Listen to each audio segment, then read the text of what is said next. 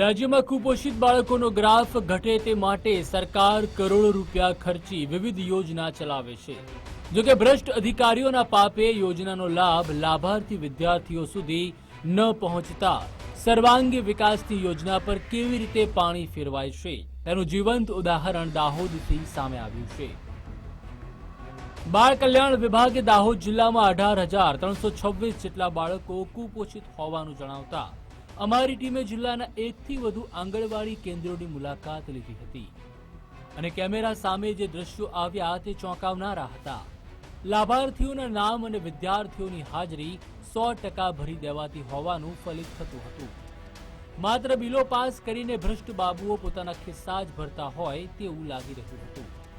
એક તરફ પોષણયુક્ત આહારની વાત થઈ રહી છે, જો કે આંગણવાડીનો સમય 9:30નો છે। 10:30 સુધીમાં સુપોષિત નાસ્તો બાળકોને આપવામાં આવતો હોય છે। અત્યારે 11:15 થયા છે। આ બેન આંગણવાડીનું તાળું ખોલી રહ્યા છે। વર્કર બેન ક્યાં છે? ઘરે છે। તો એ નથી આવ્યા અત્યાર સુધી? હા નથી।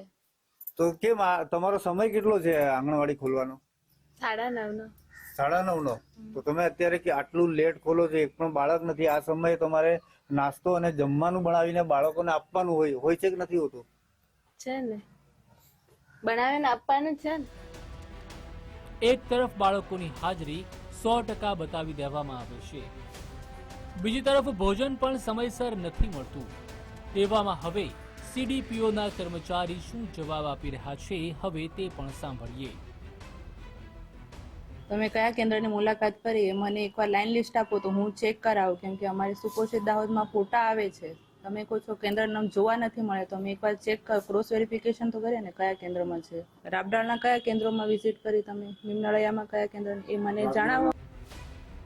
અમારી ટીમે જિલ્લાના રાબડાલ, મુવાલિયા, મોટી સારસી, નીમનળિયા સહિત 15 જેટલી આંગણવાડી કેન્દ્રોની મુલાકાત લીધી હતી, જ્યાં એક જગ્યાએ બાળકોની ઘટ તો ક્યાંક તેડાઘર બહેનોની પણ હાજરી જોવા મળી ન હતી, તો કેટલાક કેન્દ્રોમાં તાળા કંઈક આ રીતે લટકતા જોવા મળ્યા હતા।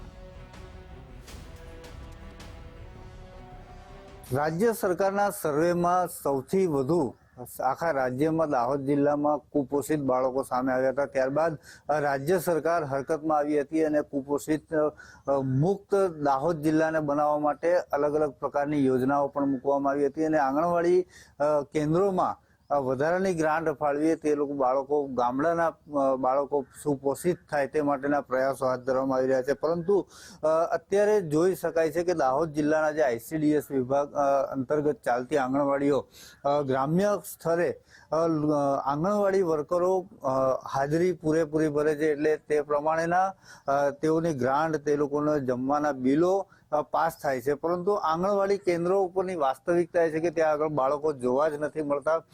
માત્ર જે સરકાર તરફથી મળતા નાણાંનો ડાયરેક્ટ બારોબાર વહીવટ થતો હોય તેવું સામે આવી રહ્યું છે। જવાબદાર અધિકારીઓ પણ બોલવા તૈયાર નથી, તે લોકો કોઈ જવાબ આપવા તૈયાર નથી। એટલે ચોક્કસ એવું કહી શકાય કે અધિકારીઓની પણ આમાં મિલીભગત છે, તેના કારણે આ સંપૂર્ણ જે આંગણવાડી કેન્દ્રોમાં ભ્રષ્ટાચાર જોવા મળી રહ્યો છે। સાબિર ભાભોર, ગુજરાત ફર્સ્ટ, દાહોદ।